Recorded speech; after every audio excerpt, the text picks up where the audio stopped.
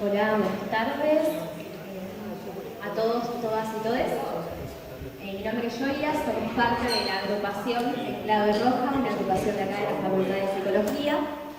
Y el día de hoy vamos a estar realizando la presentación del libro El significado histórico de la crisis en psicología, de Editorial IPS, que es una novedad inédita en habla hispana de lo que implica una edición completa que escapa a la censura que hizo tanto el estalinismo como la academia a la obra de Vygotsky.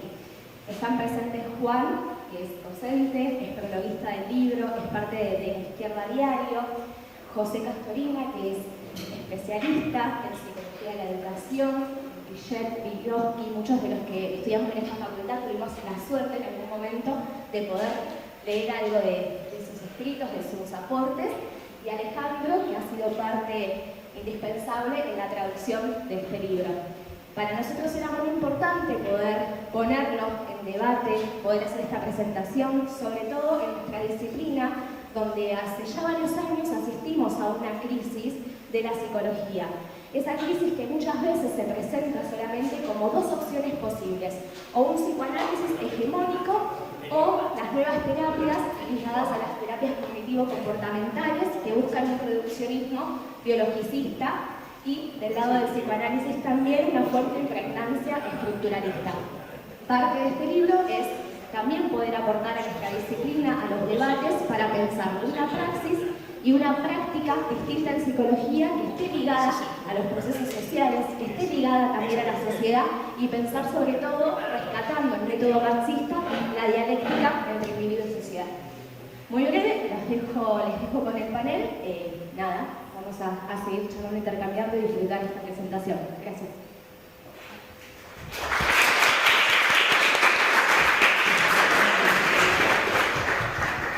Alejandro Diego González.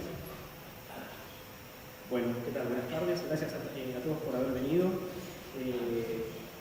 Perdón la demora, estamos empezando un buen rato después de lo previsto, pero igual una cuestión técnica.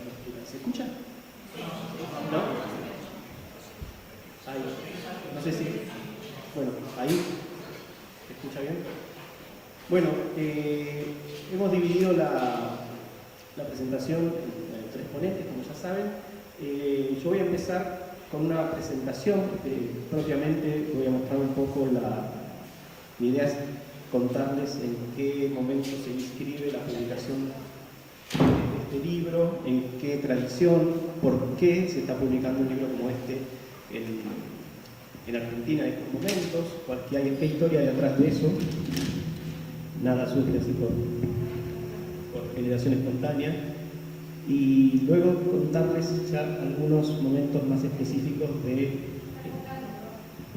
la acoplando un poquito.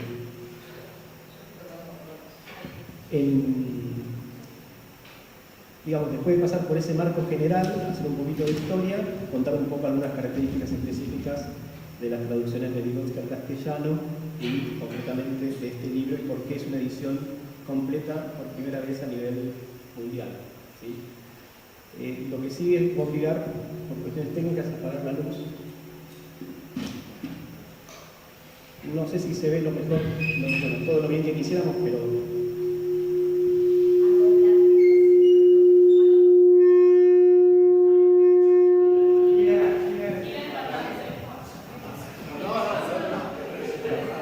Hola.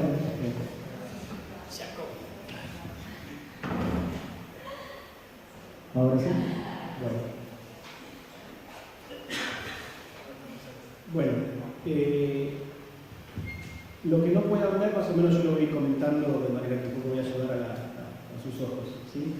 En la ciencia vygotskiana, por llamarlo de una manera, ya hace muchos años que se sabe que ha habido problemas con los textos de Vygotsky, tanto en el mundo soviético como en el mundo occidental, particularmente en el mundo occidental. Entonces ya hace años que las traducciones, las ediciones de Vygotsky se vienen sometiendo a revisiones. Lo que ustedes ven ahí, bueno, es a título ilustrativo. Hay 4 ediciones distintas de obras de Vygotsky en la Unión Soviética. Como ustedes saben, hasta la caída de la Unión Soviética, los textos de Vygotsky circularon con cortes hechos por la censura soviética, por los censores. Solo a partir de la caída de la Unión Soviética en los años 90, hacia fines de los años 90, principios de los años 2000, en Rusia comienzan a publicar ediciones que recuperan las versiones originales de Vygotsky, que sí habían salido, las que se publicaron en los años 20 y 30, y luego un ejercicio de recuperación de lo que no se había publicado de Vygotsky. Eso es una historia nueva que permite a los occidentales, y no solo a los orientales supongo que también, acceder a textos completos de Vygotsky que no estaban en circulación. En la parte de abajo de esa diapositiva lo que ven son distintas ediciones occidentales. Vygotsky, los 6 tomos de Vygotsky que se publicaron en 1982 en Rusia se tradujeron al inglés, se tradujeron al castellano en la edición de Visor, que supongo que es la que conocen, han tenido que leer quizás para alguna materia. Bueno, el texto de Pensamiento y Lenguaje, que se hizo famoso a partir de 1962, su traducción en Estados Unidos, como Thought and Language, que creó una tradición y un modo de leer la obra de Vygotsky, eso irradió hacia todo Occidente, y hay que señalar que los cortes y la censura que sufrió Vygotsky en Occidente fue mucho más despiadada que la que sufrió en la propia Rusia. Es cierto que los editores soviéticos cercenaban, suprimían menciones incómodas, apellidos incómodos, nombres de libros incómodos, pero era un trabajo bastante quirúrgico. No reducían prácticamente el volumen de un libro, ¿sí? El volumen total eran apenas unas páginas. Lo que pasa es que bueno, eran momentos clave, algunos párrafos improcedentes para la ideología oficial. No sucedió lo mismo en Occidente, donde sobre todo a partir de la divulgación de las obras de Vygotsky en Estados Unidos, más que censura fue un descuartizamiento de la obra de Vygotsky, porque por ejemplo el libro Pensamiento y Lenguaje, incluso en las ediciones muchas que todavía circulan, si uno la busca en Mercado Libre, o supongo que será el Parque Rivadavia o el Parque Centenario, son la traducción de esa edición estadounidense de 1962, que ya de por sí, bueno, no es traducción directa del ruso, es traducción del inglés, ahí ya tuvo un problema, pero además el texto es apenas casi la mitad, a poco más de la mitad del original en inglés.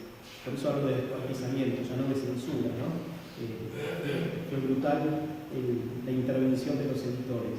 En 1962, estamos en plena época macartista, publicar a un soviético era incómodo y bueno, se tomaron muchos recambios. Esta tradición, digamos, de la gente que más ha investigado y escrito sobre los problemas de las ediciones de Vygotsky, supongo que les suenan apellidos como Balsina, René van der Berg, son especialistas que han contado sobre todo en los problemas de circulación de la obra de Vygotsky en inglés, que ha sido la lengua. Es como que Vygotsky tiene para nosotros que somos hispanohablantes como 2 lenguas fuentes hasta ahora. La lengua rusa, obviamente, pero también la lengua inglesa, por esto que digo. Las traducciones se hacían incluso al alemán, ahí tienen un ejemplo, ¿no?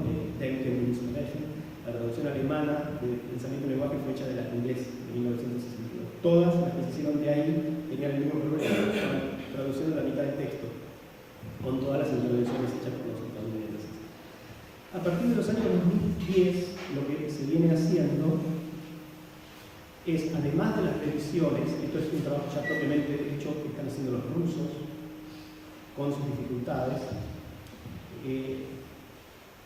además de revisar las ediciones y de estar publicando ediciones completas de textos de Vygotsky, están saliendo poco a poco en Rusia, más lento de lo que desearía. Hubo un proyecto de sacar las obras completas de Vygotsky allá por el año 2006 o 2007, que bueno, quedó en buenas intenciones y no, creo que llegaron a sacar un tomo que lo subieron a la red, creo que no llegó al papel y ahí quedó para un poco complicado el asunto. Pero Sí hay una especialista en Vygotsky, Caterina Stavia, quizás han leído alguna vez el ámbito funcional de bibliografía. Ella trabajó 10 años en el archivo de la familia Vygotsky. Aquí hay que hacer una nota al pie que es importante. Antes yo decía que es difícil publicar Vygotsky. El caso es que el archivo de Vygotsky no está todavía en dominio público, no está en la biblioteca, no es accesible a cualquiera. Lo tiene la familia Vygotsky tiene los archivos, o sea, hay que ir a una casa y golpear la puerta y no le abren a cualquiera. Y por eso cuesta mucho reconstituir el legado de Vygotsky. El caso es que esta chica Caterina estuvo 10 años trabajando en el archivo de la familia Vygotsky y empezó a poner orden a un sinfín de manuscritos del autor, sobre todo en Vygotsky tenía, bueno, se agregan problemas propiamente de la época. Vygotsky no escribía en cuadernos con papel araña forrados Rivadavia, sino que era una época en la Unión Soviética donde había escasez de papel y escribía todo, no solamente él, donde podía. Entonces, Vygotsky dejó cajas, muchas cajas de papeles, fragmentos, donde él iba anotando sus ideas, sus tesis, hacía comentarios a los avances de investigación de sus alumnos, sus discípulos, y es un rompecabezas, un verdadero rompecabezas reconstituir el legado de Vygotsky. Lo que ven ahí son algunos ejemplos del trabajo que ha hecho esta chica, ¿no? Son papelitos, a veces son Vygotsky escribían en un ticket que quedaba, en un resto de hoja, y después seguía escribiendo en otro, de otra forma, de otro tamaño. Y entonces es verdaderamente un rompecabezas. Ella estuvo 10 años trabajando ahí, y el resultado de ese trabajo fue la publicación de los cuadernos de notas de Vygotsky que salieron recién en Rusia en el año 2017. Hace apenas 5 años en Rusia conocieron todo este trabajo de ordenamiento, que es solamente una selección de notas de Vygotsky. Por ejemplo, parte de ese trabajo, lo que ustedes ven ahí es un cuadernillo de notas de Vygotsky que conserva sus impresiones del único viaje que hizo al extranjero, Vygotsky en 1925, que viajó a Londres a un congreso de psicología, fue el único viaje que hizo al extranjero y no había documentado sus propias vivencias, usando un término, vivencias de él, y en estos cuadernos de notas que recoge, que Caterina Stavia los publica, ¿sí? Son accesibles, se pueden consultar y ver. Es muy interesante leer lo que Vygotsky comenta, sabiendo ser el único soviético, el único marxista en Londres, ¿sí? Una característica quizás no se va a apreciar del todo bien, lo menciono nomás, para que vean la dificultad a la que se enfrentan los rusos que están trabajando con sobre todo Caterina, que hizo un trabajo, es que Vygotsky, por esto que ya decía antes, la falta de papel, la falta de espacio, pero también por su conciencia de que tenía tuberculosis y de que no tenía el futuro asegurado, tomaba notas muy deprisa y las abreviaba. No escribía con una escritura expandida, no escribía todas las letras, todas las palabras, como que iba haciendo abreviaciones. Así como cuando uno toma apuntes en la facultad, así. Y bueno, ahí hay un ejemplo, no me voy a detener en él, quizás no se ve todo bien, no importa, pero ahí tienen un fragmento, por ejemplo, problemático. Cuando yo estaba traduciendo los cuadernos de notas, me encontraba con algunos problemas y los conversábamos tanto con Ekaterina, con quien estoy en contacto, y con René van der Berg, que fue el encargado de traducir los cuadernos al inglés. Entonces, entre los tres resolvíamos pasajes problemáticos, ¿sí? Que podían prestarse a distintas interpretaciones. Ahí en esa diapositiva lo que se ve es como, aunque no sepan ruso, van a ver que en la parte de arriba, la frase de arriba, es la de abajo, la que está en el medio, sin las vocales. Entonces, él escribía sacando las palabras largas, sobre todo, no en todas, porque tampoco se puede sacar todas las vocales, no es hebreo ni árabe, son lenguas modernas, pero él donde podía y quedaba claro, escribía con las consonantes. Entonces, bueno, eso a veces se puede prestar a distintas interpretaciones, o sobre todo dificultades de lectura. hay que acostumbrarse a la escritura, a la letra, de puño y letra de Vygotsky.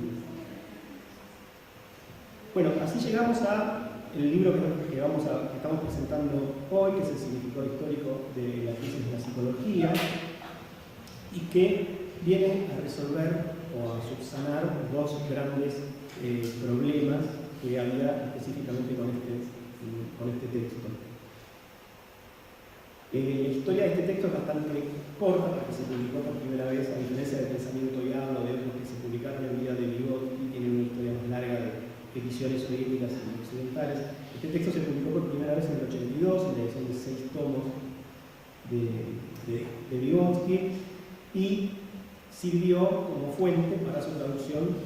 Ahí tienen algunos ejemplos al francés, al inglés, y la edición que se publicó en España en Bison. Son las ediciones que se consiguen en Occidente. Sé que también los 6 tomos se tradujeron al alemán, pero el problema es que todas las ediciones occidentales que tomaban como fuente la edición soviética estaban reproduciendo sin saberlo los cortes y el formato que le dieron los editores soviéticos al texto. Entonces, cuando uno traduce, de alguna manera está ciego ante el trabajo previo a la reposición de la fuente. Y uno toma el original y lo traduce. Y bueno, ya está. Si hubo mala fe, se le escapa a uno, ¿sí? O en todo caso se indica, porque hay quienes, sobre todo en el mundo inglés, se sabían que la edición soviética tenía problemas, pero no podían resolver esos problemas, porque no tenían el acceso a las fuentes originales. Entonces, bueno, se podía llegar a indicar que la edición puede tener incompletitudes, intervenciones soviéticas, pero el lector quedaba desarmado, en todo caso quedaba advertido, ¿sí? Pero no podía identificarlo. En el año 2012, Ekaterina, trabajando con los manuscritos, encuentra el manuscrito del significado histórico de la crisis de la psicología. Lo que ven ahí es la carátula en la primera página del manuscrito, propiamente, literalmente hablando, que en el manuscrito Vygotsky lo llama el significado de la crisis de la psicología. Parece que el adjetivo histórico lo agregó después. Él lo llamaba el significado de la crisis de la psicología. Él después agrega, bueno, lo vamos a ver, esta ya es la carátula de la versión mecanografiada del texto. El manuscrito existe en dos formas. Hay uno que es propiamente manuscrito, que es esto que les acabo de mostrar, ¿sí? Escrito a mano, y otra versión mecanografiada. Esta es la carátula de la versión mecanografiada, se estima que es del año 1927, y ahí sí ya aparece, escrito a mano, el significado histórico de la crisis de la psicología. Como que vaciló Vygotsky en llamar el libro el significado de la crisis o el significado histórico de la crisis. Finalmente, bueno, le puso histórico. Decía que hay dos grandes problemas que viene a subsanar esta edición argentina, castellana. La primera es el trabajo con los cortes de la edición soviética, porque ya decía, Ekaterina Savcheva con otro colega ruso iban a publicar, revisaron el manuscrito de Vygotsky, compararon con la edición soviética y pudieron establecer todas y cada una de las intervenciones de los soviéticos en ese manuscrito. Eso dio lugar a un artículo que ellos publican donde dan cuenta de las principales intervenciones de cara a una publicación del libro, una nueva edición del libro en Rusia. El caso es que esa edición no llegó a la luz, no sé exactamente la historia por qué, pero el trabajo sí quedó hecho. Entonces ya se podía relevar a partir de la mediación de Ekaterina, que tenía manuscrito, todas estas intervenciones de los sensores. Entonces, por ejemplo, ahí pueden ver un momento, ¿no? Ustedes tienen la página del manuscrito de Vygotsky escrito a mano. Yo amplié un poco el fragmento y creo que se puede apreciar que hay una letra en color gris oscuro y que hay como unas tachaduras en azul, ¿sí? Y como marcado con un paréntesis una cita. Bueno, esa es una intervención de los editores soviéticos. El fragmento que no sé si se puede ver, no se ve de todo, leo, pero es una cita de Trotsky, que Vygotsky incluye en Literatura y Revolución, y bueno, y ahí está marcada. Y para colmo, en esa cita aparece mencionado a Radek. Entonces, las dos tachaduras que ven son el apellido Trotsky y el apellido Radin. ¿Sí? Esto no se puede publicar. El fragmento dice, nos ayuda a leer, dice, ¿qué dirán los metafísicos de la ciencia puramente proletaria respecto a la teoría de la relatividad? Pregunta Trotsky. ¿Es compatible o no con el materialismo? ¿Está resuelta esta cuestión? ¿Dónde, cuándo y por quién? ¿Qué decir respecto a la teoría psicoanalítica de Freud? ¿Es compatible con el materialismo, como piensa, por ejemplo, el camarada Radin, y yo con él? ¿O es hostil a él? Trotsky, pero abarcar metodológicamente todas esas nuevas teorías e introducirlas en el contexto de la concepción dialéctico-materialista del mundo no es del orden de otra vez cita, no es del orden de los artículos de periódicos o revistas, sino del orden del mito científico y filosófico como el origen de las especies y el capital, y no será realizada ni hoy ni mañana. ¿Sí? Continúa con la cita de Trotsky. Entonces, esta edición lo que tiene es que recupera, podemos ver las intervenciones de los soviéticos y señalarlas. ¿Sí? Entonces hay un trabajo de reconstitución del original. Otra cita, para que vean, hay una nota al pie muy extensa que hace Vygotsky en un momento, que es deliciosa, y la edición soviética la suprime. Y vamos a leerla juntos. Creo que se ve bastante bien, pero la podemos leer juntos, ¿no? Esto es Vygotsky, en nota al pie. Dice, hay que comprender que no toda coma en Lenin es una ley. Hay que comprender que todas las investigaciones tienen necesariamente un objetivo sin el cual son absurdas. Que descubrir algo nuevo, enriquecer, complejizar, añadir y no contradecir es una virtud menor. Todo nuevo descubrimiento en el ámbito de la investigación de la naturaleza y de la sociedad, dice Serrano, implica un peligro para muchos postulados y fundados del marxismo que no pueden sino quedar obsoletos. Pero el marxismo no hace más que dar la bienvenida a ese equilibrio, pues le obliga a revisar sus concepciones. Tal revisión es requerida por la esencia del marxismo. Lenin señaló acertadamente que la revisión de la forma del materialismo de Engels, la revisión de sus postulados natural-filosóficos, no encierra nada de revisionista y es necesariamente requerida por el marxismo. Ninguna investigación es posible sin esa libertad absolutamente necesaria tanto para el investigador común como para el gran pensador. Todo esto se refiere en estricta medida a la psicología. En ella todo lo que era contemporáneo a Engels ha quedado más obsoleto que las ciencias naturales. Después hay una cita larga también donde le pega a Engels, ¿sí? Critica a Engels también. Bueno, todos estos pasajes, las ediciones soviéticas era profanar a Lenin, ¿no? Arrancar, no toda coma en Lenin es una ley. El otro problema, para ir cerrando, el otro problema que viene a resolver esta edición son problemas de traducción propiamente que tiene la edición en general, la edición española de Visor y específicamente en el texto El significado histórico de la crisis de la psicología, que es la única edición castellana que hay. O sea, si los que conocen el texto lo han conocido a través de esta edición. Yo no conozco bien la historia de cómo en España tomaron la decisión de traducir a Vygotsky, quiénes, cómo se formó el equipo de trabajo, cómo trabajaron los traductores, cómo se coordinaron entre ellos, desconozco. Sí me consta que deja mucho que desear en la traducción en sí. O sea, la edición de Visor de los 6 tomos de Vygotsky, esta que, bueno, cuando se prenda la luz, pero la conocen. Además de que reproduce los cortes de la edición soviética del 82, eso es voluntario, a su vez agrega grandes problemas en la traducción al castellano. Hay grandes problemas. Por ejemplo, antes de llegar a este texto, está claro para mí que no todos los traductores como un equipo. Yo no sé si trabajaron, repito, coordinadamente, si cada uno trabajó por su parte y envió y publicaron, si hubo una revisión. Sí me consta que algunos de ellos no tenían idea del ABC del marxismo, de la filosofía de Hegel. Y, por ejemplo, deciden traducir, y lo explican como criterio de traducción, el concepto, lo que la filosofía alemana, ya desde Kant para acá, Kant, Hegel, Marx, en sí y para sí, ellos deciden traducirlo en uno mismo y para uno mismo, que no dice absolutamente nada en ningún idioma ni en ninguna ciencia. Es una mala decisión de traducción antes de desconocer que ahí no hay palabras que traducir, son términos filosóficos. Este es uno de los muchos ejemplos que tiene de problemas de traducción que tiene la edición de Visor de los seis tomos. ¿Sí? Si alguien hubiera sabido marxismo un poco, se hubiera dado cuenta, ¿no? Está hablando cuando Marx habla de la clase en sí y para sí, que una clase ya existe objetivamente antes de tener conciencia de sí misma, la clase en sí, la clase en para sí, que es lo que manejé Hegel.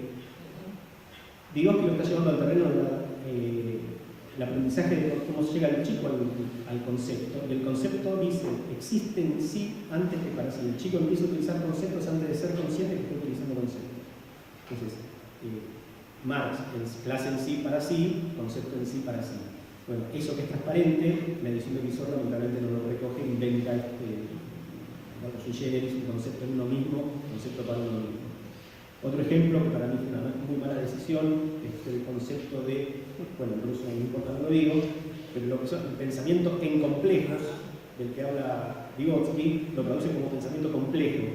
Induce el ruso, porque Vygotsky toma la raíz latina, y lo que ven en la área escrito en ruso es komplexное мышление, komplexное, está tomando la raíz latina, komplexное, complex.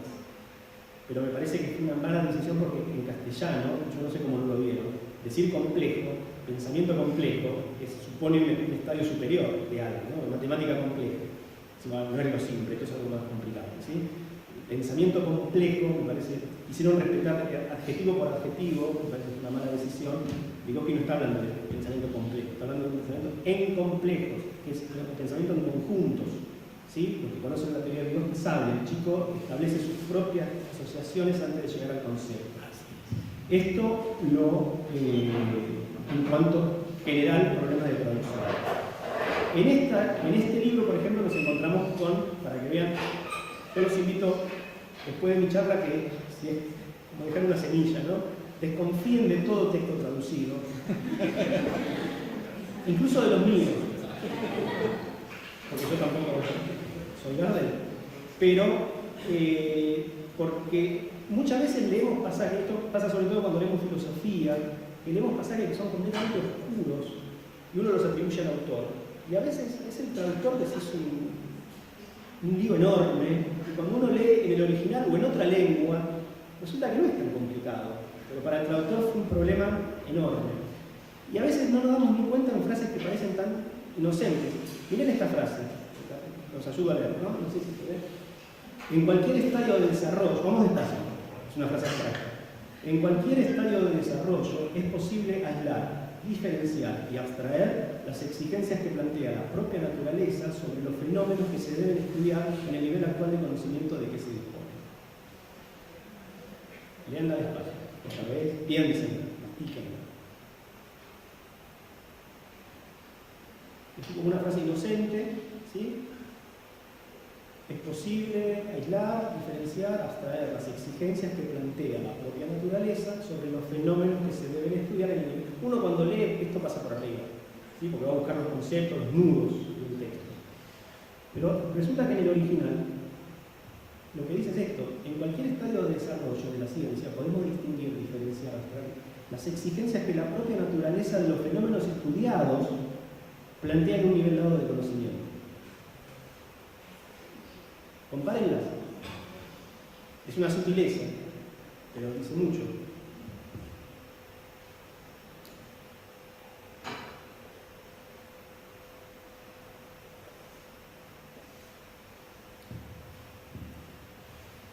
En esa frase es la naturaleza la que plantea exigencias a los fenómenos. El sujeto es la naturaleza. Es una frase completamente oscura. Y en realidad no está esa oscuridad en Vygotsky, que dice diferenciar las exigencias que la propia naturaleza de los fenómenos estudiados plantea a un nivel de conocimiento. La frase es prístina. Ahí hay una oscuridad gratuita, porque no dice nada la primera frase. Esto yo le comentaba a Juan a medida que iba traduciendo, me acuerdo porque acá lo digo de manera culta, estamos en la academia, por WhatsApp los comentarios eran otros. Pero yo le miraba a Juan horrorizado y decía, mirá, lee esta frase, y decía. Y después le mostraba, y Juan, bueno, me mandaba también iconos, ¿sí? En WhatsApp, de todo color y índole, pero es que permanentemente, casi en cada página, yo iba encontrando párrafos así, donde le digo, ¿leyó el traductor o el corrector? ¿Leyó lo que escribieron? Porque cuando uno empieza a seguir la lógica de un discurso, dice, ¿qué dice esta primera frase? ¿Cómo la naturaleza va a plantear exigencias a los fenómenos? Bueno, nadie se detuvo ahí y quedó. Otro ejemplo, más de distracción, pero bastante grosero. Dice, en otro pasaje, la relación entre los dos sistemas se cifra fundamentalmente en la catarsis, el menoscabado efecto del impulso mímico somático inhibido. Quienes hayan leído el significado histórico en Visor han leído esto. La frase dice otra cosa. Aquí la relación entre los dos sistemas se establece ante todo en la catarsis, en el afecto restringido del impulso mímico somático inhibido. Afecto por efecto. Otra vez, ahí me parece que falló la corrección, tanto bueno, el propio traductor leyendo su traducción o quien coordinaba si esto lo hacía el trabajo. Esto es más transparente, ¿no? La pifia. No hay ningún efecto, está hablando del afecto, Dios. Está hablando del afecto, está con el concepto de afecto. Y algunas pifias que son más, si se quiere, perdonables, cuando un traductor traduce muchas horas y a veces los ojos se cruzan o los dedos no responden, pero de todas maneras, en una revisión de un texto de estas características no debe dejarse pasar. Arriba dice, ¿no? Esta inocente palabra está hablando de la palabra paralelismo, Vygotsky. Dice, introducida por Leibniz, empezó a ser utilizada en la resolución del problema psicológico que se remonta a Spinoza, cambiando muchas veces de nombre. Höfling la denomina hipótesis del subtexto. Bien. En rigor, no leo de nuevo la frase, Höfling la denomina hipótesis de identidad.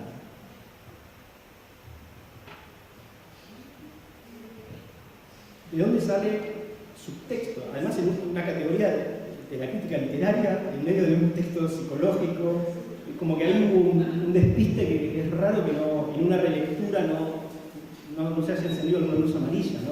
Para, ¿cómo hipótesis del subtexto? ¿Qué es esto? Hipótesis del subtexto.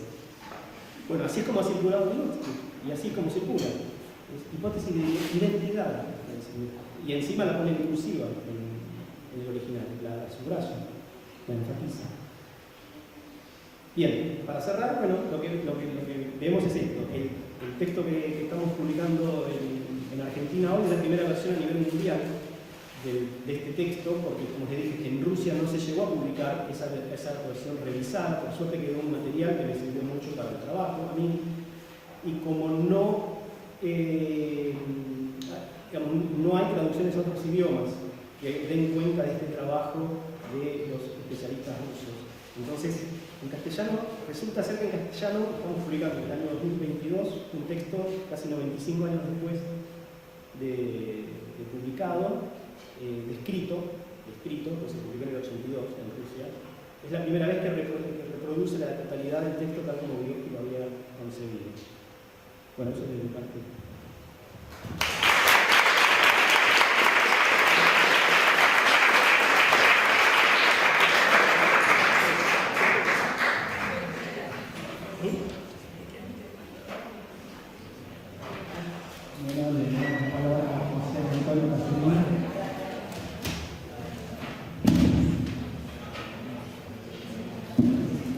Hola, ¿se escucha bien? ¿Se oye bien?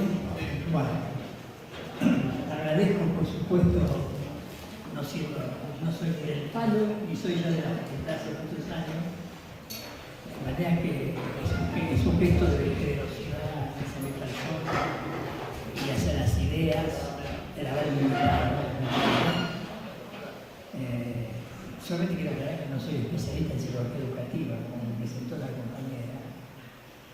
Soy una especie de periodista sobre ideas de los teóricos de la psicología, no más que eso. Bueno, yo lo que voy a hacer es un enfoque del libro. No voy a detenerme en él, sino que voy a prácticamente plantear una cuestión que me parece fundamental para los psicólogos, porque esta exposición está pensada para los psicólogos. Sobre todo los psicólogos que trabajan en la práctica y sobre todo los que investigan, ¿no? Básicamente la cuestión es la relevancia de las concepciones del mundo para las teorías psicológicas, ¿no? Cuestión que me parece muy poco tratada y eludida en el campo de la historia de la psicología, sobre todo reciente de Meister en la psicología. Y también voy a tratar el problema de los valores éticos políticos en la investigación psicológica y que encuentra su raíz en buena parte de la obra de Vygotsky. Siempre la perspectiva es una perspectiva no voy a seguir el texto, sino lo que hoy se llama una lectura de autor, una lectura de lector.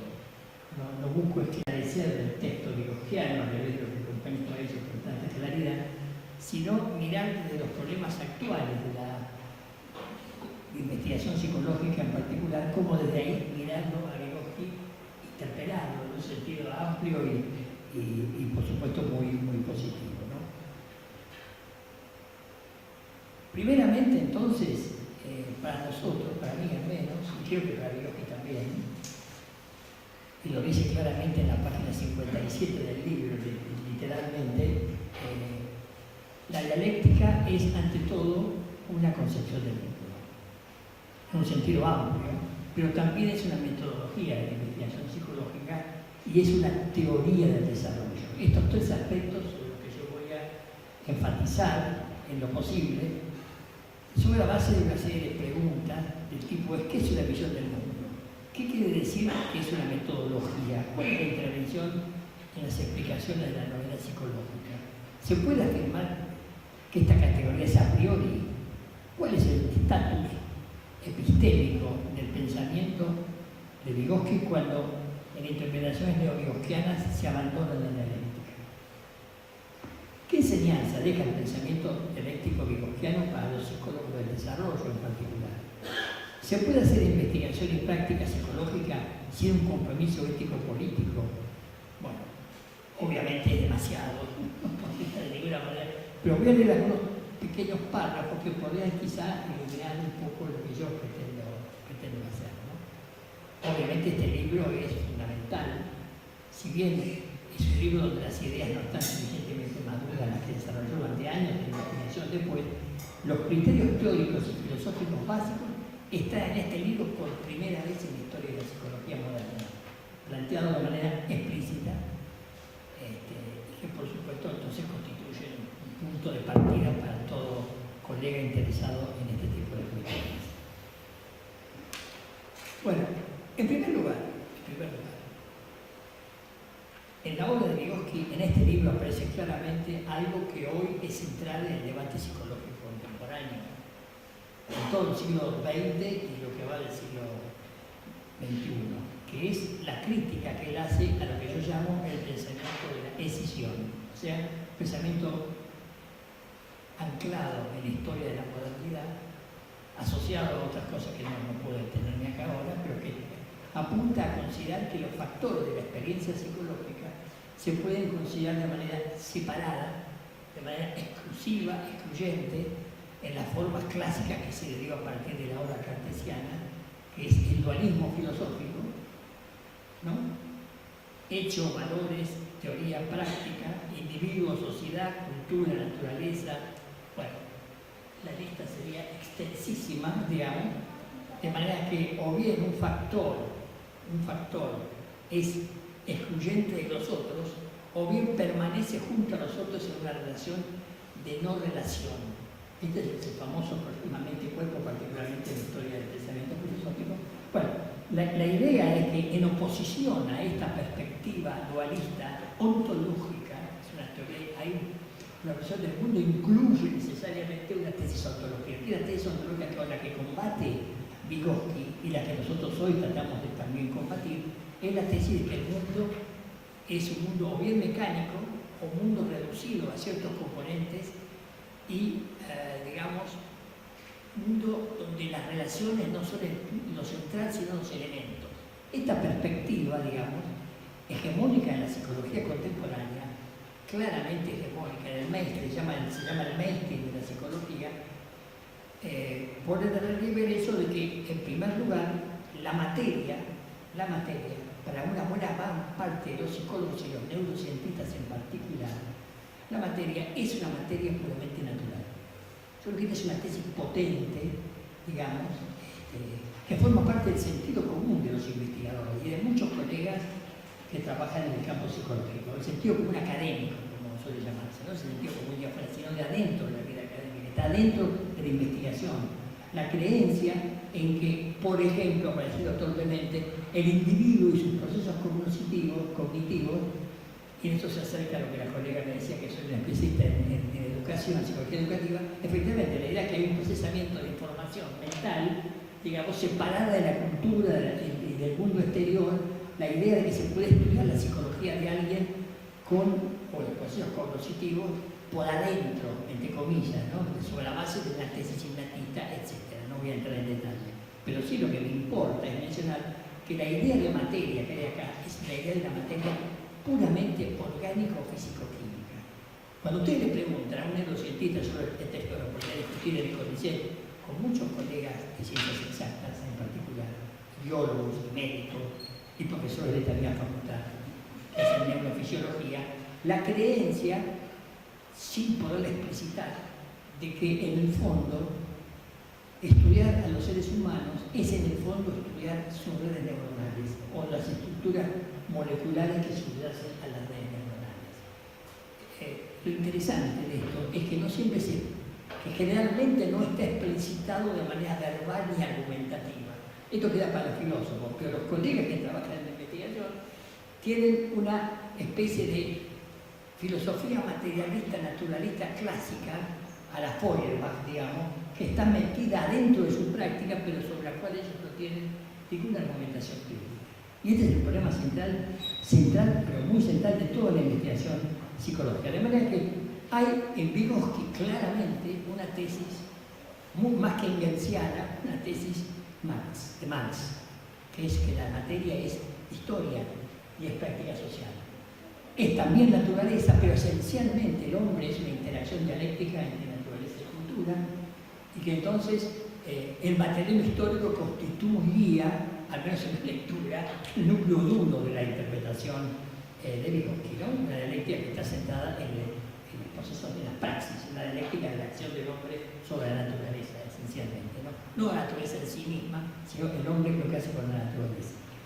Por supuesto que esto que digo de las neurociencias, no tengo tiempo de dedicarme porque no es el objetivo de esta reunión, tiene consecuencias en las prácticas educativas y psicológicas y de salud mental muy importantes, pero lo interesante es que uno cree que los efectos nocivos o muy criticables del modo de implementar la neurociencia, que son ciencias como tales, a las prácticas, es un problema puramente reducido a cuestiones de psicofármacos, de negocios, cuando en realidad lo que hay atrás es un problema filosófico, ¿no? Hay un problema filosófico que no se resuelve con experimentos. No hay ningún experimento que nos pueda mostrar que la materia es irreductible puramente a la naturaleza. Es una tesis filosófica fundamental del marxismo y que hoy ha sido por completo abandonado, ¿no? En el mente de la investigación, el naturalismo, el materialismo naturalista predomina con mucha fuerza sobre un materialismo dialéctico que incluye una relación de interacción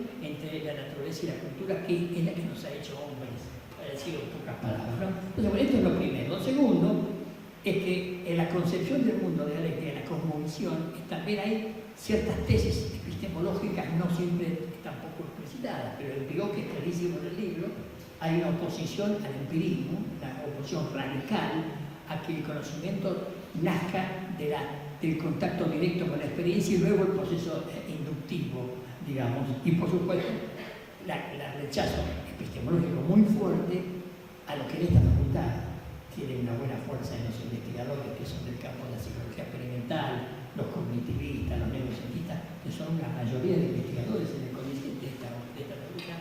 La idea que hay un único método de investigación en ciencia, el método de investigación experimental, fue altamente cuantitativo y desechar todo lo otro porque son metodologías, como decía, como una vez me dijo a mí en una reunión el ex ministro de Ciencia Técnica Parañao, ustedes son teólogos, dirigiéndose a la gente de las ciencias sociales, son teólogos, ¿no? La ciencia la hacemos nosotros y la hacemos porque tenemos el método, digamos, y esto es extensible a la historia de la psicología.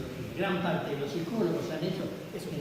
En el mainstream, claro, en el mainstream de la psicología está la idea de que la psicología se separó de la filosofía y se convirtió en una disciplina experimental siguiendo el modelo positivista de la ciencia dura. No que ciencia dura son prohibidas, una lectura positivista de la ciencia dura. Entonces, Vygotsky en este texto insinúa y a veces explicita críticas muy duras, digamos, a esta perspectiva que a mí me parece relevante mencionarlo, ¿no?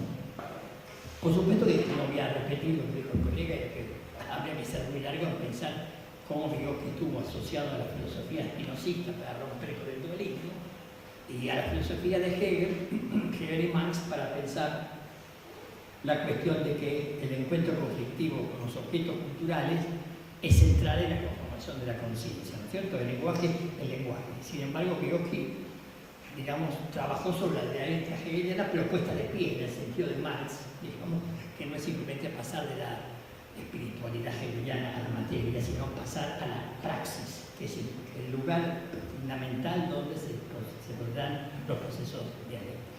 Entonces, este es el punto de vista básico, digamos, lo que yo llamaría una concepción del mundo dialéctica que merecería ser trabajada, pero lo estoy formulando en términos.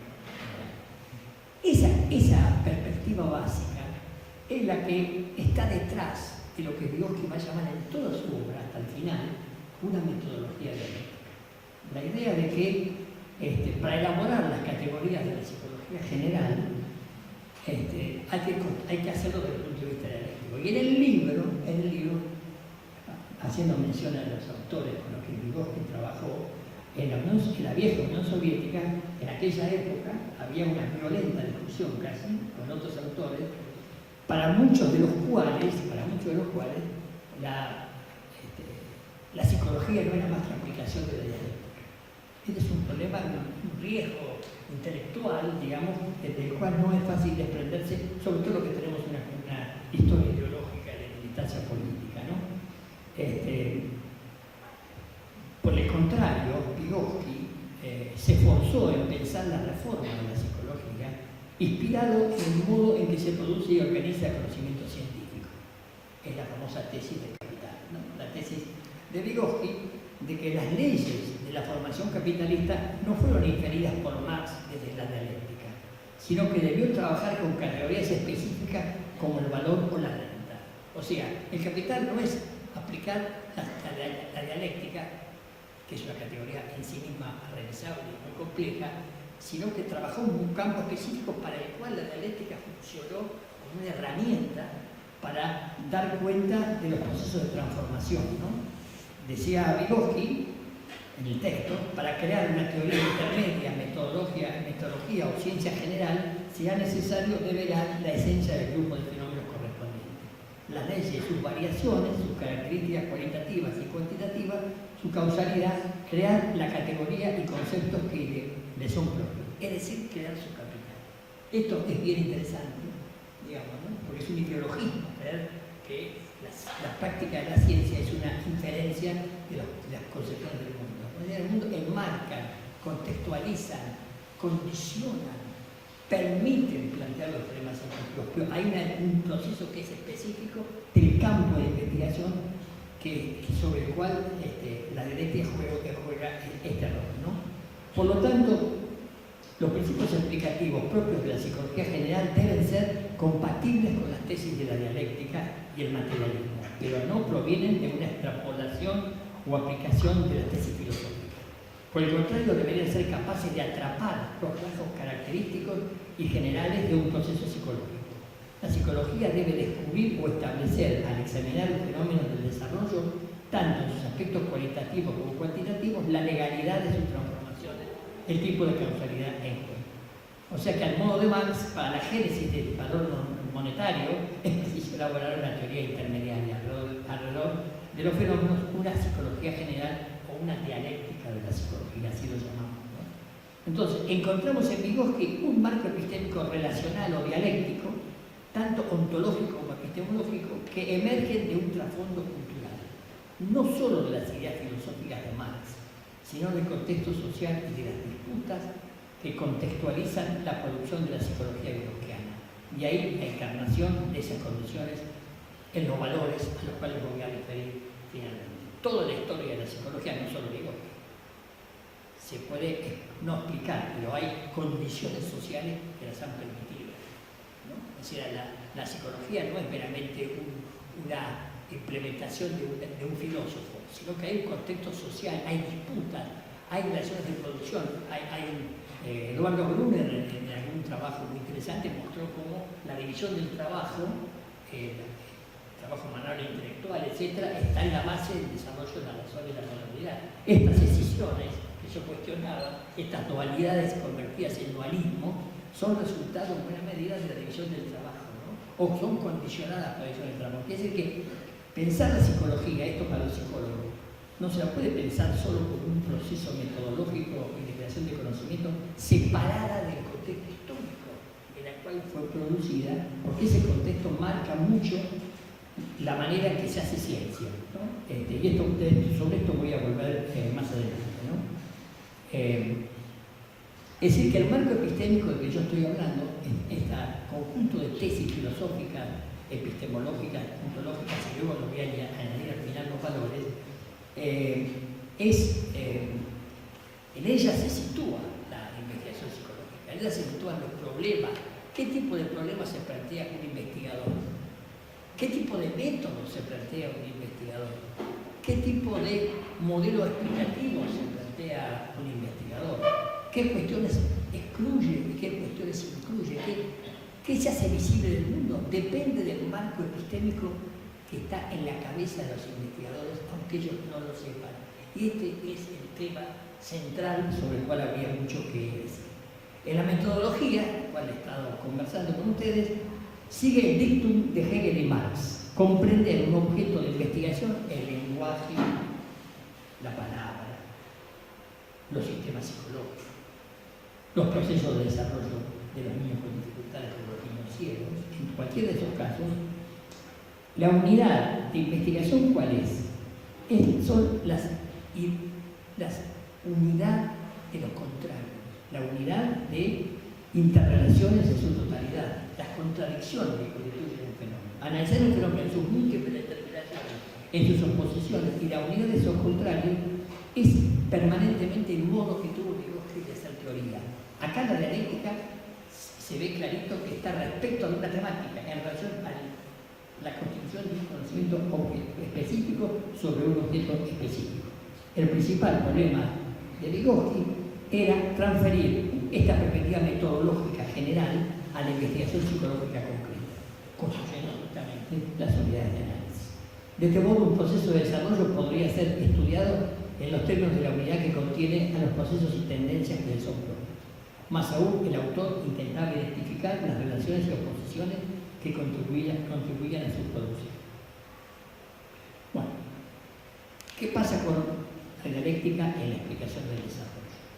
Bueno, si bien la dialéctica es una perspectiva metodológica para promover, para orientar, para dar cuenta de la construcción de teoría de parte del psicólogo, sin embargo, también se convierte en teoría. No solamente es una metodología para investigar, sino que cuando estudia Vygotsky los procesos del desarrollo de las funciones psicológicas, la dialéctica está adentro de ese proceso. Esto es realmente importante, ¿no?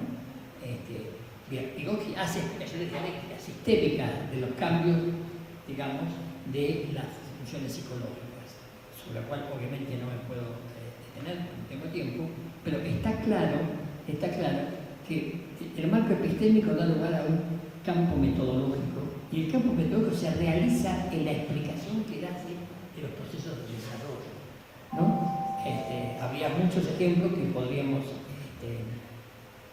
la unidad de los componentes opuestos de un sistema de funcionamiento psicológico, sus tensiones y sus síntesis superadoras son la causa de las transformaciones psicológicas. O sea que la dialéctica misma funciona como un mecanismo explicativo de los procesos, ¿no? Tanto en la formación de conceptos, como mencionabas hoy, como en la formación del lenguaje, como en la interacción entre el sistema cultural y el sistema natural, para dar cuenta de desarrollos específicos que, entre comillas, son propios de los sistemas con ciertas dificultades.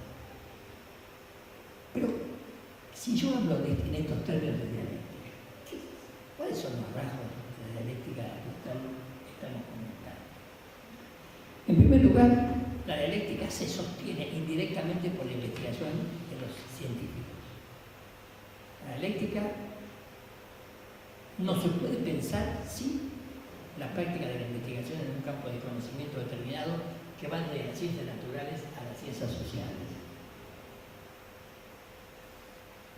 La consistencia de la elaboración dialéctica depende claramente de la consistencia de la teoría específica que explica los fenómenos numerosos. Si la dialéctica no da cuenta de lo que está sucediendo, si lo que está sucediendo no responde a procesos dialécticos, hay que abandonar la dialéctica o revisar.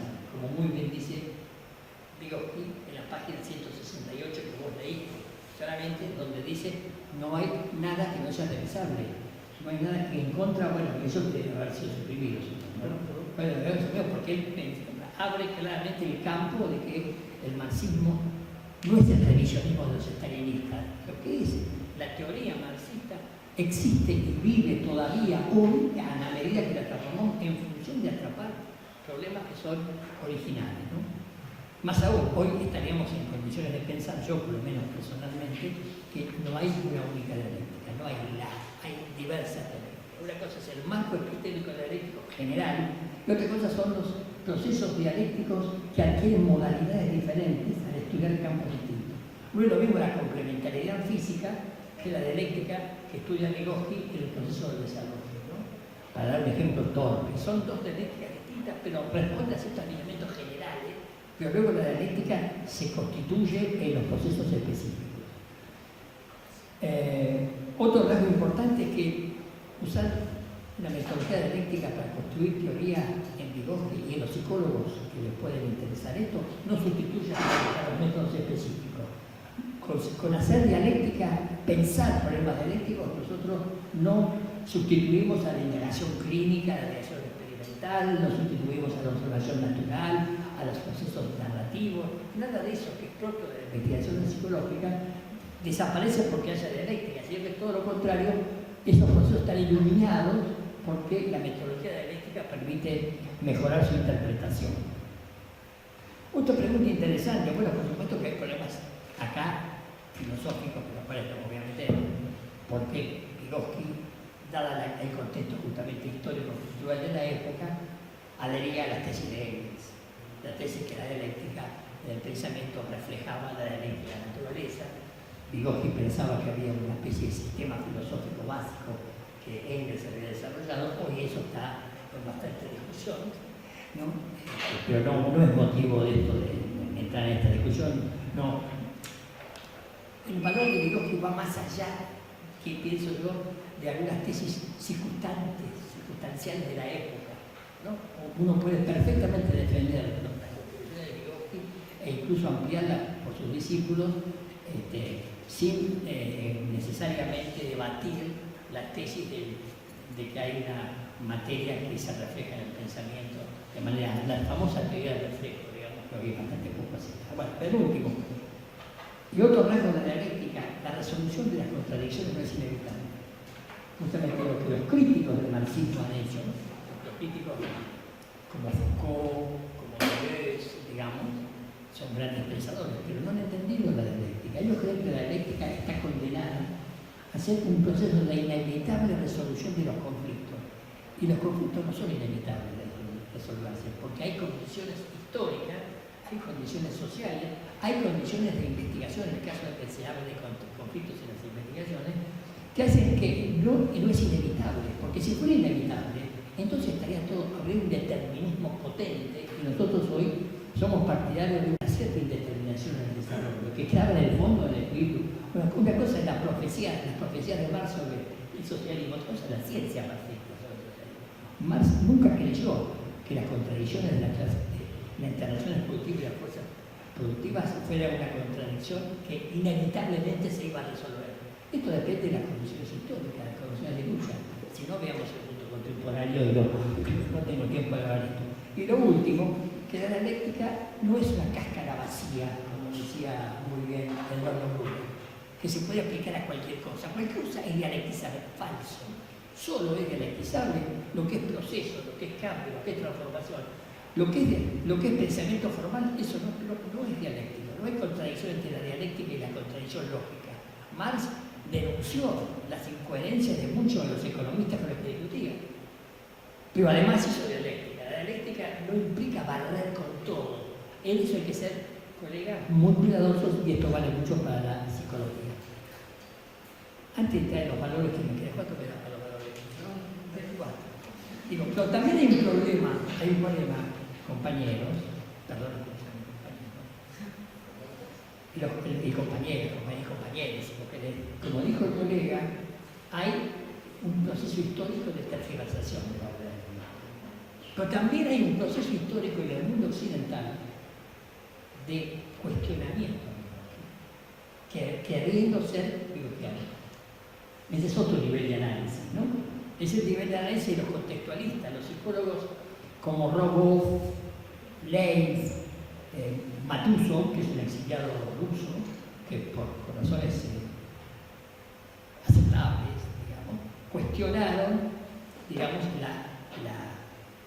el enquistamiento, la cosificación de la dialéctica. Pero eso es una cosa, y otra es quitarle a Vygotsky la dialéctica. Un neo-vygotsiano que le saca a Vygotsky la dialéctica, ese ya no es Vygotsky, es otra cosa, no tienen por qué llamarse neo-vygotsiano, ¿no? La tesis fundamental es, no tengo tiempo tampoco de explicarlo acá, pero se dice que Vygotsky, cuando plantea la célebre tesis de la internalización de la cultura, la tesis de que la construcción de la subjetividad de los individuos es una elaboración de las interacciones sociales, que las interacciones sociales son primero en la intersubjetividad, la famosa cuestión de la internalización, que es una de las tesis nucleares de la teoría psicológica vygotsiana. Ellos lo que dicen es que Vygotsky es un dualista, porque está suponiendo que hay un mundo social primero, separado radicalmente del mundo individual. Y que el mundo individual lo que hace es apropiarse de eso, pero no tiene una relación de integración, ¿no? Y entonces han hecho investigaciones que son muy buenas, muy interesantes de participación cognitiva, tanto sobre todo Rogov, que es quizá la vygotsiana más conocida del mundo occidental. Pero se puede hacer investigación sin tener el presupuesto de Vygotsky. Y se puede hacer buena psicología sin ser vygotsiano, porque si no sería de dogmatismo fuera de lugar. Pero ellos mismos no han entendido lo que Vygotsky quería decir. Vygotsky lo que quería decir es que los opuestos no preexisten como planos separados anteriormente a su relación. Esto sería dualista, que es lo que le atribuyen justamente los psicólogos americanos. Si bien lo intersubjetivo precede temporalmente a lo intersubjetivo, eso es cierto, pero sin embargo, cuando se ponen en relación, se rompe la separación, no hay separación. Hay una dualidad dialéctica, quiere decir que la intersubjetividad no se puede dar sin el proceso interior de elaboración significativa de las condiciones culturales. Y al revés, la práctica individual de conocer es inescindible de entrada de las condiciones sociales que dan los instrumentos culturales con los cuales se conecta el sujeto, ¿no? Hay una relación constitutiva entre transmisión social y transformación individual, digamos. Hay justamente esa tensión, esa contradicción productiva, es el núcleo duro del pensamiento de Vygotsky, que Balsiner fue uno de los que mayor hincapié hizo en la crítica a estos procesos. Finalmente, antes de entrar en los valores, lo que quiero mencionar finalmente es que la dialéctica, por lo tanto, no es inmodificable. Los marcos epistémicos de las investigaciones psicológicas en cualquier lado del mundo no son inmodificables. Hasta los propios marcos epistémicos dualistas y reduccionistas que hemos mencionado al principio no son inmodificables, dependen de las condiciones de la investigación misma, de la toma de conciencia de los investigadores, de los psicólogos, de lo que está detrás de lo que están haciendo sin saber qué está detrás de lo que están haciendo, por decirlo de alguna manera, ¿no? Es decir,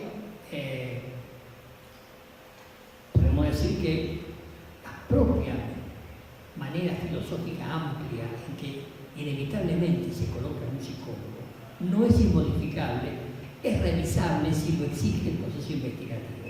Por ello es una condición que no la considera como un capital ya disponible para ser utilizada, como está, sino que pueda ser revisada en función de su adecuación a la marcha de las indagaciones. Cualquier psicólogo que invoque esta categoría debe hacerlo en función del estudio de un cierto objeto de conocimiento.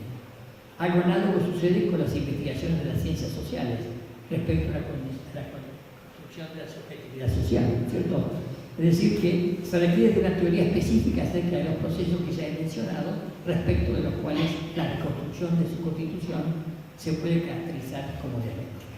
Insistimos, desde un punto de vista epistemológico, la psicología y otras ciencias sociales hay que revalidar una y otra vez las credenciales de la dialéctica, estableciendo una metodología fructífera para hacerla trabajar específicamente en la construcción de conocimiento. Una cosa es hablar de dialéctica, una cosa es cualquier proceso que se estudia, que parece que tiene alguna relación, un fenómeno con otro, le llamamos dialéctica, cuando no se caracteriza la peculiaridad de los vínculos y centralmente la tesis de la contradicción, que es el núcleo duro, digamos, de cualquier teoría. Entonces, uno dice, bueno, muy bien, Vygotsky nos legó una perspectiva filosófica para hacer psicología, como una condición que no sustituye a la investigación, pero que es una condición inevitable para hacer ciencia en serio. La pregunta es, yo dije antes que la investigación, el optimismo, estaba situado al interior de un contexto sociocultural sin el cual no podíamos pensar su obra. El contexto no determina la obra, pero sí pone límites, plantea problemas que de otra manera no podían aparecer, etc. Y entonces aparece ahí algo que lo dedico a los psicólogos especialmente. Hoy, en el mundo filosófico en que yo me muevo, una de las discusiones más importantes en juego es el problema de los valores ético-políticos en la investigación científica, desde las ciencias naturales a las ciencias sociales, en cualquier ciencia. ¿Qué quiere decir esto? En la visión tradicional de la investigación, y en esta facultad ni hablemos, yo he discutido muchas veces con colegas que hacen psicología experimental, la tesis de la neutralidad de la ciencia. La neutralidad quiere decir que el investigador solo utiliza un método o varios métodos que son adecuados para atrapar el mundo, pero él, como investigador, no pone en juego, más aún debería prohibir poner en juego creencias personales acerca de qué curso de acción debe seguir el mundo, qué curso de acción deben seguir los sujetos que investigamos desde el punto de vista de la investigación psicológica. Dicho de otra manera, la discusión filosófica no la voy a detener acá, no la puedo detallar, pero hay una variedad de filósofos contemporáneos no positivistas, anticientificistas, que rechazan la neutralidad valorativa y en primer lugar la epistemología feminista. Hay autoras de un gran desarrollo, Longino, Harding, del poder del Estado, que han mencionado claramente que la investigación está condicionada por los valores que pone en juego el investigador. Al momento de plantear un problema, al momento de hacer una entrevista, al momento de formular qué temas se eligen y qué temas se desechan, cuentan no solamente las creencias filosóficas básicas, sino el compromiso del docente, digo docente, porque yo trabajé en docente, una transposición. Bueno, los colegas psicólogos, digamos, lo que hacen es poner en juego sus creencias. Y esa puesta en juego de sus creencias no invalida la objetividad. Lo que pasa es que nos hace cambiar el criterio de objetividad. La investigación no es objetiva porque los métodos son adecuados al mundo, o que hay una especie de dictadura ontológica que obliga a usar un solo método para adecuarse al mundo, sino que la objetividad va a resultar de un proceso social de interacción y de acuerdos y disensos entre los investigadores. Y esos acuerdos y disensos no incluyen solo los métodos, las técnicas de investigación, que sin duda lo hacen, las observaciones, sino también los valores que sostienen. Claramente en la historia de la psicología, si me equivoco algún colega me lo puede discutir, gran parte de la historia de la psicología estuvo regida por valores como el control de los comportamientos. ¿Qué esperaba un psicólogo cuando investigaba? Que los pibes su comportamiento fuera manipulado. Esto también tiene que ver, obviamente, con las cosas Foucaultianas, pero no voy a meter eso. La idea de valor, curso de acción, aspiración, pretensión a que pase lo que pase en el mundo. Gran parte de la investigación psicológica estuvo regida o por el individualismo cognitivo, que creen justamente porque solo se estudia el individuo en un proceso cognitivo, esto lo lleva a pensar que hay que desarrollar las virtudes de las habilidades de los individuos. En el caso americano, que es el maestro que gobierna el mundo, para ser franco en psicología, deben ustedes saberlo, hay una corriente dominante en las universidades, en las academias. En esa corriente prima la idea de neutralidad de la ciencia, pero priman también valores que los propios investigadores desconocen que están poniendo en juego. No solamente el control de los comportamientos, también valorar a un individuo homogéneo. La investigación se dirige a estudiar un sujeto que no es heterogéneo, no es diverso, no hay diferencias culturales. Hay un modelo de hombre en juego que se llama el modelo occidental y cristiano, sobre la base del cual se hace la investigación. Entonces, podría dar una larga... ya está, bueno. Lo que creo es importante que esto se tome en cuenta, colegas. Porque si yo quiero hacer una entrevista a un chico, yo paso la media vida investigando a niños sus conocimientos sociales. En esas entrevistas no solamente juega la calidad de la técnica de interrogación, no solamente cuenta la ida y vuelta metodológica entre el investigador y el niño, también juega lo que el niño espera del investigador. Y lo que el niño espera del investigador tiene que ver con las creencias, con los valores de la sociedad, de los grupos sociales a los que los chicos pertenecen. Y el investigador también, cuando le pregunta a un niño, además de hacer una hipótesis estricta, también espera del niño una cierta respuesta, un cierto modo de conducirse en función de cómo yo valoro a los niños. Si yo creo en un niño homogéneo, en un niño diverso, yo creo en un niño normal, o creo en un niño que tiene sus propias respuestas y sus propias perspectivas vinculadas a sus prácticas sociales. Obviamente que estas cosas que digo y que se podría detener mucho más, lo que pone de relieve, me parece, es que es posible discutir los valores, es posible discutir con los investigadores sus creencias acerca del mundo, que el mundo está como está, u otros que creen que el mundo debe ser cambiado. Que yo crea que el mundo debe ser como está o debe ser cambiado influye notablemente en el modo de producir investigación. El ejemplo es que en este mismo libro, aparece un texto al final que es la concepción socialista del mundo. Ahí se ve claro. Digo que no hubiera escrito una palabra del enfoque que hizo si no se hubiera apoyado en las ideas políticas de Marx, en las creencias sobre el mundo socialista, más allá de la época de este libro, donde quiera. Pero la idea de que la psicología se construye para cambiar a los seres humanos, para transformar la sociedad, esto es una condición necesaria, aunque no suficiente, de la investigación. Lo que estamos discutiendo nosotros acá es que eso hay que incluirlo. No puede ser que la investigación en esta facultad, le recuerdo la palabra, la relación entre investigación y política no existe. No existe, no hay ni ética ni política.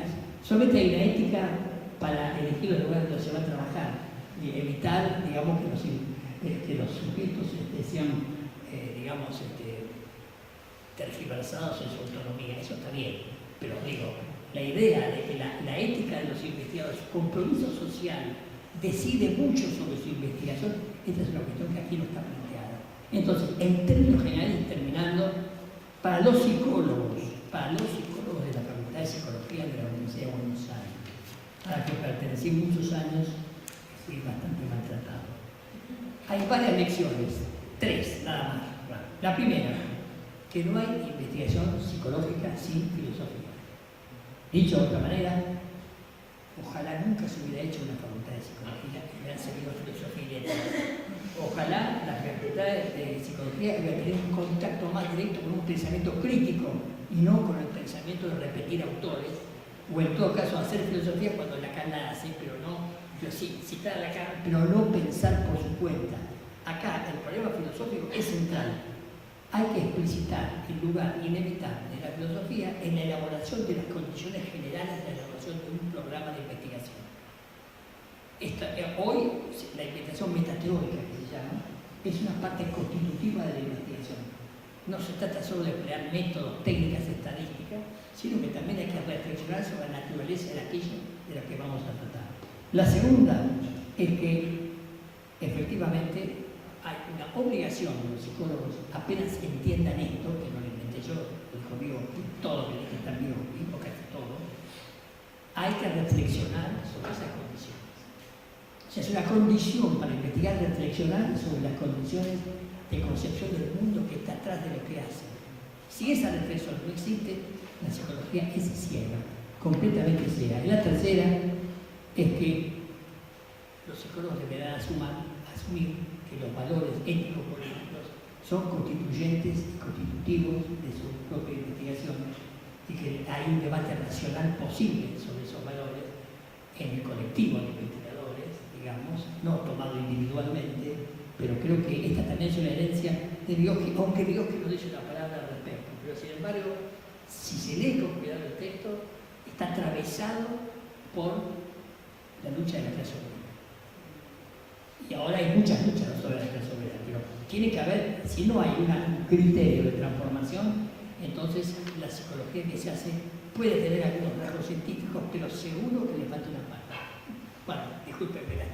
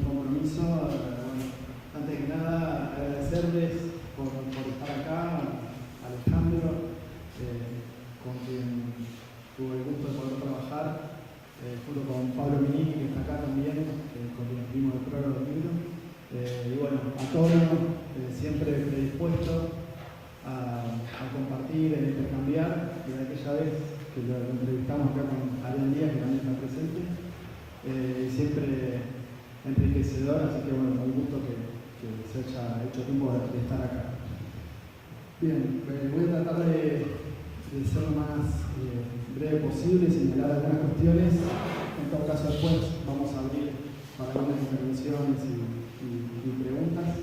Antes que nada, este trabajo, la primera edición a nivel mundial de este libro, como dijeron recién Alejandro y Tono, es un logro colectivo de una editorial muy particular que es Ediciones IPS, que es una editorial que impulsamos desde el PTS en un trabajo colectivo, colaborativo, con un objetivo político central que es poner a disposición de las nuevas generaciones y no tan nuevas, de trabajadoras, trabajadores, psicólogas, psicólogos, mujeres jóvenes, cualquiera que pueda y quiera interesarse por una tradición de lucha de clases que es al mismo tiempo una tradición de lucha teórica.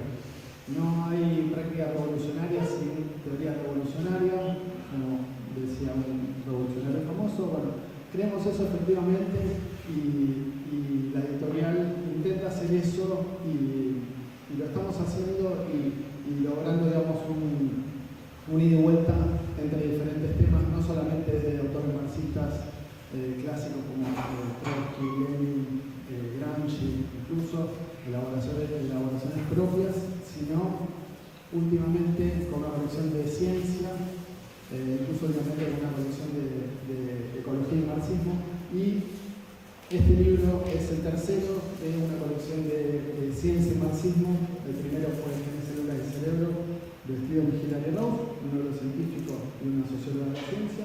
El segundo fue la biología en cuestión de Richard de Bonting y Richard Lewis, biólogos también dialécticos de una tradición dialéctica en ciencia que tiene muchísimo para ofrecer. Y el tercero es Vygotsky, que tampoco no es casualidad que lleguemos a Vygotsky, que demuestra justamente la importancia y la posibilidad de una psicología como ciencia, y de ser psicología como ciencia en esta facultad, en medio de una provocación.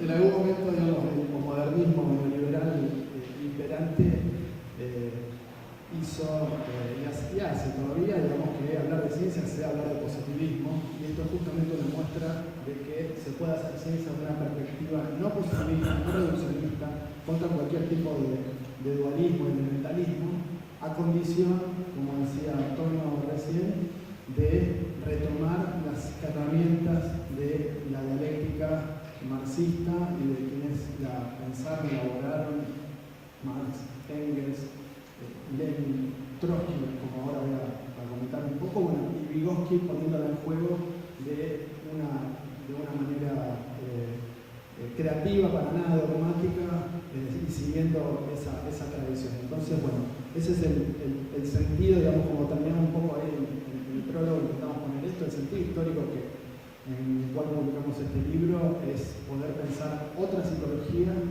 como disciplina científica que esté ligada a una crítica anticapitalista, socialista y una perspectiva comunista, como decía Vygotsky, como termina el libro, ¿sí? Se spoilea el final.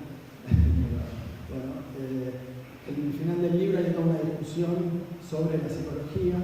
Vygotsky dice, bueno, discutimos mucho sobre la psicología y la verdad que criticamos mucho diferentes puntos de vista. ¿Tenemos que llamarla la psicología todavía? Vygotsky dice dos cosas. Una, dice, la revolución le arranca los nombres a las cosas, tanto en política como en ciencia. Y también dice, tenemos que seguir llamando a la psicología porque la palabra tiene en sí misma su propia historia.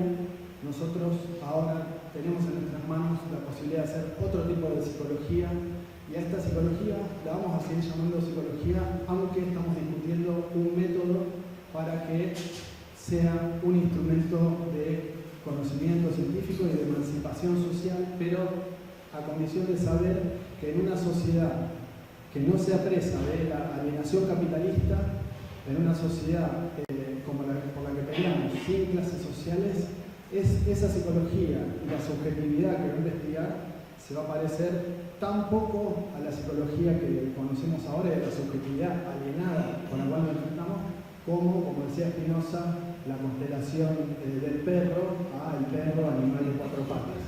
O sea, estamos viendo una abstracción de las potencialidades que tiene la humanidad hoy, la subjetividad. Entonces, el proyecto revolucionario y esa perspectiva estratégica está en el centro, digamos, como decía Antonio, del proyecto de psicología de Vygotsky y del tipo de ciencia y del uso que hace la dialéctica.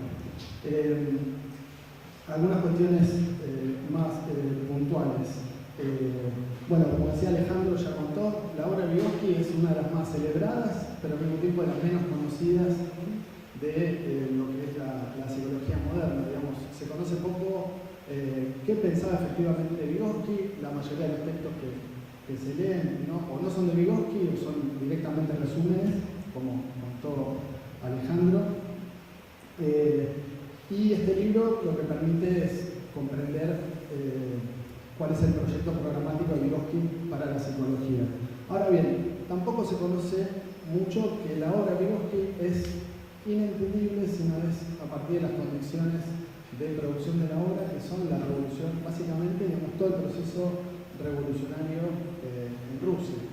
¿Sí? Digamos, si uno analiza biográficamente, un poco no lo voy a desarrollar todo, pero si vemos la biografía de Vygotsky, digamos, fue sumamente impactado por la Revolución Rusa y sumamente comprometido con participar en las tareas de una sociedad de transición, desde dar clases para maestros, maestras, para analfabetos, campesinos, laburantes, trabajadores. Sus primeras armas en investigación las hizo ahí, hasta diferentes tareas durante toda su vida como parte de un gobierno revolucionario que, ante la defección de los y las especialistas zaristas que no querían trabajar con el gobierno obrero, Lunácharsky y Krupskaya acudieron, digamos, a buscar con quienes quisieran trabajar dentro de la construcción de un gobierno y de esta obra de transición. Bueno, Vygotsky pudo disponer de los recursos de los que pudo disponer por justamente esa posibilidad y por esa convicción de participar y de construir otro tipo de sociedad revolucionaria. Esto lo digo así rápido, pero está ahí, digamos, es una muestra, digamos, un poco lo que decía Tono, y hay una anécdota, un poco la contó Alejandro recién, y que ilustra bastante el punto de vista de Vygotsky, de algunas cosas que decía recién Tono. Cuando Vygotsky va en 1925 a Londres, al Congreso de Educación de Niños Sordomudos, lo que escribe en el cuaderno que mostró Alejandro es más o menos, dice, yo estoy acá y creo que soy la única persona que comprende las claves de la educación social de los niños sordomudos. Lo escribe para sí mismo en su cuaderno, dice, pero no porque yo sea un genio, sino porque yo vengo acá y hablo en nombre de la Revolución Rusa. Y cuando vemos la ponencia que presentó Vygotsky, ahí discute los métodos, dice, bueno, podemos discutir el mejor método para la educación de niños sordomudos, pero si ese método no está en un sistema educativo donde ese niño o niña no está escindido del resto de la sociedad y escindido de sus propios pares, o sea, si no es un sistema educativo que fomenta, digamos, la socialidad y no la antisocialidad, ese método no va a servir. Y nosotros en Rusia hacemos que la juventud se organice políticamente en el marco de sus posibilidades de diferentes maneras. Entonces la organización política de la juventud e incluso de la niñez, para Vygotsky, entra y está ligada a los problemas metodológicos de la propia educación. Acá hay docentes también, así que creo que el aporte de Vygotsky es, incluso si ya es valorado, es muchísimo más, digamos, para repensar otro sistema educativo desde otros marcos anticapitalistas y cuestionar incluso las pedagogías. Y esto es una muestra. Bueno, el segundo punto, bueno, ya lo dijo muy bien Tono, el marxismo es central en la psicología de Vygotsky, está en el libro, el significado histórico. Las referencias censuradas de la obra, como recién leyó bien Alejandro, Vygotsky en el significado histórico lo que dice es, y acá quizá un pequeño matiz ahí sobre Engels, digamos, las referencias a la dialéctica marxista en todo, pero sobre todo las unidades de análisis, en Vygotsky están ahí, pero la idea central de no imponerle la dialéctica a las cosas, sino encontrarla a partir de un método dialéctico, es digamos, una idea engelsiana que Vygotsky toma y la pone en juego constantemente ahí. Y Trotsky, bueno, Vygotsky dice hay que hacer una psicología general, una metodología, una dialéctica de la psicología. Bueno, esa idea tiene que ver primero con un contexto de lucha contra tendencias dogmáticas que ya se estaban perfilando, y tiene una referencia en justamente la pelea que estaba dando Trotsky contra quienes decían hay que tirar por la borda, o ya empezaban a decir bastante, tirar por la borda la cultura previa que se había construido previamente a la revolución, con una idea bastante reduccionista, digamos, de lo que es la teoría, la ciencia y la cultura. Entonces, construir el capital de la psicología es una referencia a ese punto de vista de Trotsky, literalmente, ¿sí? Digamos, hay incluso investigadores. El hecho de que sea la primera obra completa quiere decir que por ejemplo, hay un trabajo que está bastante bueno que se titula Construir el capital de la psicología, donde Trotsky no aparece en ningún lado, parece una idea original de Vygotsky. Bueno, no, es una idea que tiene que ver con esta perspectiva de Trotsky de dar una discusión profunda y no resolver de forma dogmática o talmúdica o escolástica ciencia, sino, como lo decía Trotsky, conquistar una hegemonía, demostrando que en una sociedad sin clases sociales podemos aprovechar esa cultura y esa ciencia para construir una cultura, y es parte de una cultura mejor, más rica, y es parte de la tarea de la revolución. Bueno, entonces la referencia de Trotsky está ahí, es central y tiene que ver en el momento en que escribe el libro Vygotsky, 1926-1927, se estaba desarrollando esa discusión y puede verse también esa discusión dentro del propio libro.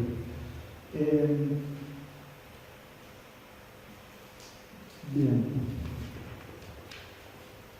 Sobre Engels, la dialéctica de la naturaleza, va a aparecer a lo largo de todo el libro, digamos, la importancia de la filosofía, como bien decía Tono recién, la importancia de retomar las herramientas de la dialéctica de una forma no dogmática. Y no voy a repetir lo que dijo Tono, las unidades de análisis en Vygotsky las construye, digamos. Después de este libro vamos a ver todo el desarrollo de la psicología histórico-cultural construida desde este punto de vista. La idea de mercancía como la célula del capitalismo le sirve a Vygotsky para poder plantear sus unidades de análisis.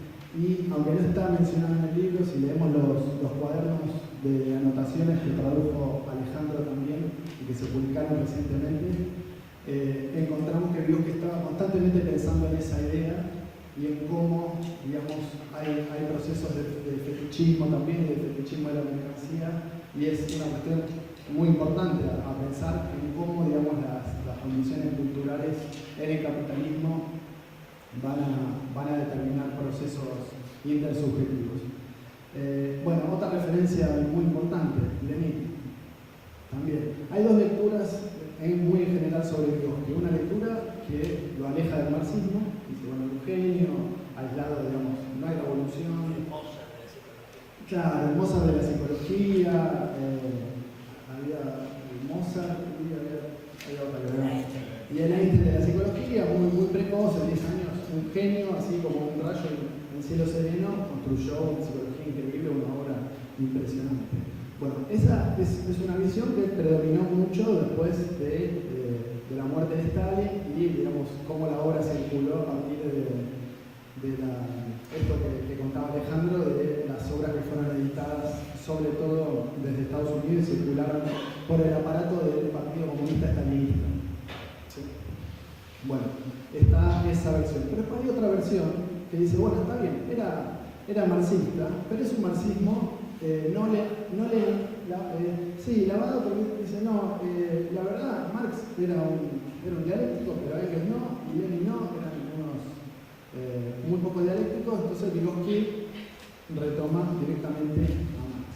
Y cuando nosotros y nosotras podemos leer el libro, y podemos leer otro texto que se llama El pensamiento, que está incluido en el libro, encontramos que, y constantemente está en Vygotsky, y en los cuadernos se puede ver, la idea de que el pensamiento conceptual, de que, por ejemplo, la relación entre la biología y el cerebro y la cultura es una unidad dialéctica, pero además que el pensamiento conceptual permite un tipo de lo que llama Lenin en sus cuadernos filosóficos, un tipo de reflejo zigzagueante de la realidad. No es una teoría de reflejo directa, como si las representaciones mentales reflejaran directamente la realidad, sino una posibilidad de imaginar otros mundos posibles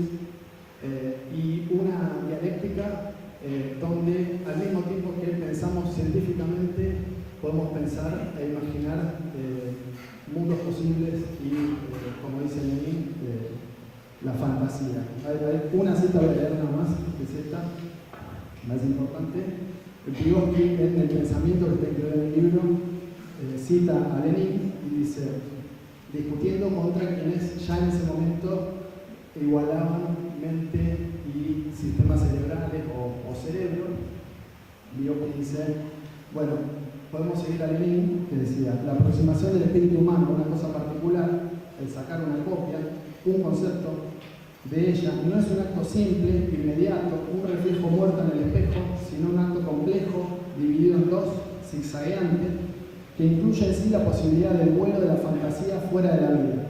Más aún que eso, la posibilidad de la transformación, además de una transformación imperceptible, de la cual el hombre no es consciente, del concepto abstracto de la idea en una fantasía. En última instancia, la posibilidad de Dios, dice, el idealismo, digamos, tiene esa génesis. Porque incluso en la generalización más sencilla, en la idea general más elemental, mesa en general, hay una cierta partícula de fantasía. Y Vygotsky constantemente está mostrando cómo la palabra, el grado mínimo de la palabra ya implica una crítica de los conceptos, el grado mínimo de, por ejemplo, y en esto toma Engels, un concepto matemático como el cero. Dice, cero siempre es una magnitud, es cero de algo. ¿Sí? Siempre hay un grado de abstracción y un grado de concreción en el pensamiento conceptual, que es el que permite justamente esa concepción no determinista o que no sea un tipo de lo que se llama realismo de la teoría, etcétera. Entonces, la referencia a Lenin es muy importante y está presente constantemente. Finalmente, para no abundar más, y en todo caso después continuamos, ¿cuál es la actualidad del planteo de Vygotsky? ¿Sí? Este texto programático donde Vygotsky, como decía Tono, señala la crisis de la psicología, las tendencias a explicaciones materialistas mecánicas y a explicaciones idealistas sobre los fenómenos psicológicos, y propone la necesidad de construir una psicología general, una metodología, como una necesidad también para construir un tipo de psicología, para pensar, por ejemplo, un sistema educativo que sea realmente emancipador. Bueno, ¿qué encontramos hoy? Y como ya lo dijo Tono recién, pero bueno, lo repito brevemente, encontramos una situación que en grandes rasgos, si bien encontramos tales y cuales desarrollos puntuales en diferentes disciplinas, desde las psicologías cognitivas en ámbitos particulares, incluso las neurociencias en ámbitos particulares, e incluso el psicoanálisis o los psicoanálisis en diferentes ámbitos particulares, seguimos viendo esa tendencia en un marco histórico muy particular, en el cual las tendencias en las cuales vivió Vygotsky, que Lenin las había señalado, definiendo el imperialismo como un momento del capitalismo donde podemos esperar crisis, guerras y revoluciones. En las últimas décadas lo que vimos es una emergencia de diferentes tipos de crisis novedosas, ¿sí? Desde crisis económica, desde 2008 en adelante, estamos viendo una crisis ecológica donde vamos directamente, digamos, se van a poner en juego, digamos, las condiciones ecológicas de vida.